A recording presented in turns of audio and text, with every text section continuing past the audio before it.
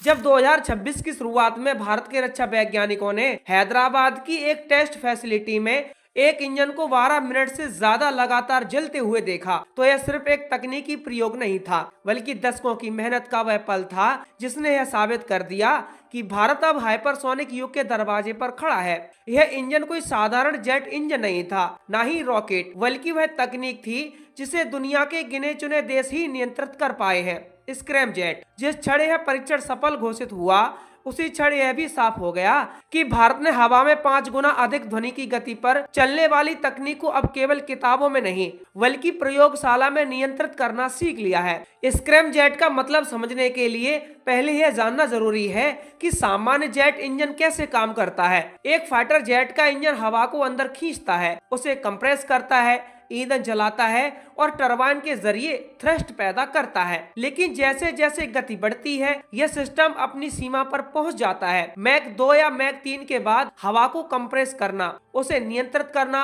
और तापमान को संभालना बेहद मुश्किल हो जाता है। यहीं से रैमजेट और फिर स्क्रैम जेट की दुनिया शुरू होती है। स्क्रैम जेट में ना तो कोई घूमती हुई टरबाइन होती है और ना ही पारंपरिक कंप्रेसर। इसमें हवा अपनी ही गति से कंप्रेस होती है और सबसे बड़ी बात यह है कि इसमें दहन सुपरसोनिक फ्लो में होता है, यानी हवा रुकती नहीं है, धीमी नहीं होती है, बल्कि आग उसी रफ्तार में जलती है। यह तकनीक जितनी रोमांचक लगती है, उतनी ही खतरनाक है और जटिल भी है। मैक 5 से ऊपर की गति पर तापमान 1000 डिग्री सेल्सियस से ज्यादा पहुंच जाता है। धातु पिघलने लगती है, संरचना थरथराने लगती है और अगर 1 सेकंड के लिए भी नियंत्रण खो जाए तो पूरा सिस्टम नष्ट हो सकता है। इसी वजह से दशकों तक स्क्रैम जेट केवल प्रयोगशालाओं और सैद्धांतिक शोध तक सीमित रहा। अमेरिका, रूस और चीन ने इसमें अरबों डॉलर लगाए हैं, सैकड़ों परीक्षण किए और सफलताओं के बाद कहीं जाकर सीमित सफलता पाई। भारत ने भी यह यात्रा आसान रास्ते से नहीं की।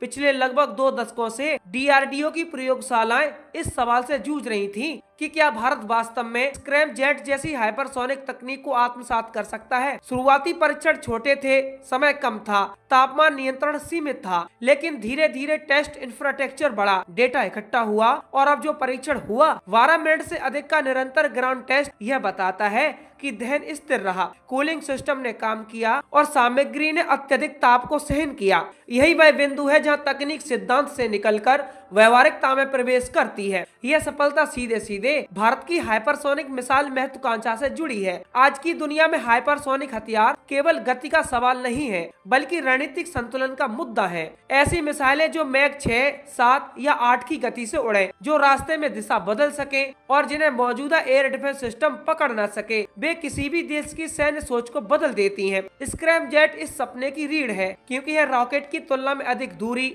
अधिक नियंत्रण और कम लागत पर हाइपरसोनिक उड़ान संभव बनाता है। लेकिन यही एक विरोधाभास सामने आता है। जिस देश ने स्क्रैम जेट जैसी अत्याधुनिक तकनीक में बड़ी छलांग लगाई है, वही देश अब भी अपने फाइटर जेट के लिए एक भरोसेमंद, पूरी तरह स्वदेशी जेट क्यों नहीं बना पाया। यही सवाल बार बार उठता है और इसका जवाब जितना सरल दिखता है, असल में उतना ही गहरा और कठोर भी है। जेट इंजन बनाना, खासकर लड़ाकू विमान का इंजन, इंजीनियरिंग की सबसे कठिन चुनौतियों में से एक माना जाता है। यह केवल थ्रस्ट पैदा करने की मशीन नहीं है, बल्कि यह एक ऐसा सिस्टम है जिसे हजारों घंटे तक अत्यधिक तापमान, दबाव और कंपन में बिना असफल हुए काम करना होता है। इसमें सबसे बड़ी चुनौती होती है इंजन का हॉट सेक्शन, यानी टरबाइन ब्लेड। ये ब्लेड ऐसे वातावरण में घूमते हैं जहां तापमान उस सीमा से भी ऊपर होता है जिस पर साधारण धातुएं पिघल जाती हैं। इन्हें जिंदा रखने के लिए विशेष निकल आधारित सुपर अलॉय, सिंगल क्रिस्टल संरचना और थर्मल बैरियर कोटिंग की जरूरत होती है। यहाँ समस्या केवल सामग्री खोजने की नहीं होती है, बल्कि उसे एकदम सटीक माइक्रो स्ट्रक्चर में ढालने की होती है। एक छोटा सा दोष, एक माइक्रो क्रैक और इंजन कुछ घंटों में ही फेल हो सकता है। यही कारण है कि दुनिया में केवल कुछ ही कंपनियां जैसे जीई, रोल्स रॉयस और सेफ्रॉन इस कला में माहिर हैं। उन्होंने इसे दशकों के अनुभव, अनगिनत विफलताओं और अरबों डॉलर के निवेश से सीखा है। भारत ने भी यह रास्ता अपनाया, लेकिन देर से और सीमित संसाधनों के साथ। कावेरी इंजन परियोजना इसी सपने का प्रतीक थी। 1980 के दशक में शुरू हुआ यह कार्यक्रम भारत को आत्मनिर्भर बनाने के उद्देश्य से आगे बढ़ा। लक्ष्य था LCA तेजस के लिए स्वदेशी टर्बोफैन इंजन। शुरुआती उम्मीदें बड़ी थी, लेकिन जैसे जैसे परीक्षण आगे बढ़े समस्याएं सामने आती गईं। थ्रस्ट अपेक्षा से कम रहा, वजन ज्यादा रहा और सबसे बड़ी बात, लंबी अवधि की विश्वसनीयता साबित नहीं हो सके। यहाँ यह समझना जरूरी है कि रॉकेट इंजन और जेट इंजन में मौलिक अंतर होता है। रॉकेट इंजन कुछ ही मिनटों के लिए चलता है, जबकि जेट इंजन को